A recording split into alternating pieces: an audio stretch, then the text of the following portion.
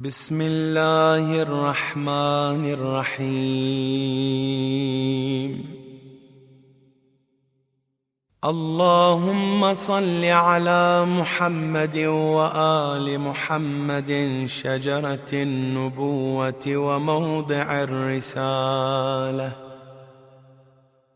ومختلف الملائكة ومعدن العلم وأهل بيت الوحي.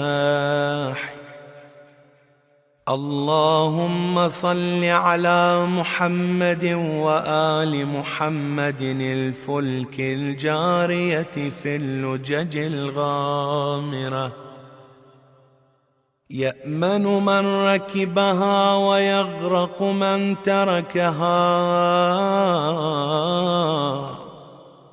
المتقدم لهم مارق والمتأخر عنهم زاهق، واللازم لهم لاحق. اللهم صل على محمد وآل محمد، الكهف الحصين وغياث المضطر المستكين، وملجأ الهاربين وعصمة المعتصمين.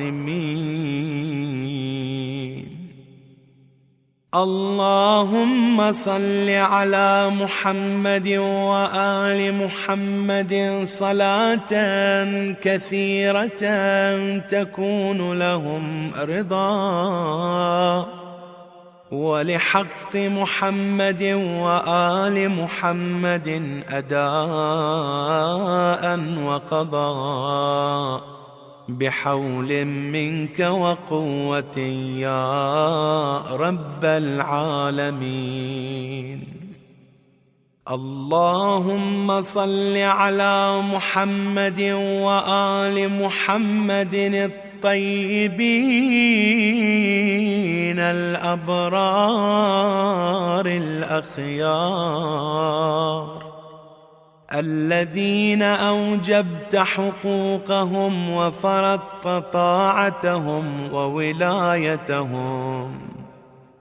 اللهم صل على محمد وآل محمد، واعمر قلبي بطاعتك ولا تخزني بمعصيتك، وارزقني مواساة من قدرت عليه من رزقك بما وسعت علي من فضلك، ونشرت علي من عدلك، وأحييتني تحت ظلك. وهذا شهر نبيك سيد رسلك شعبان، الذي حففته منك بالرحمة والرضوان، الذي كان رسول الله صلى الله عليه وآله وسلم يدأب في صيامه وقيامه، في لياليه وأيامه، نجوعا لك في إكرامه وإعظامه إلى محل حمامه.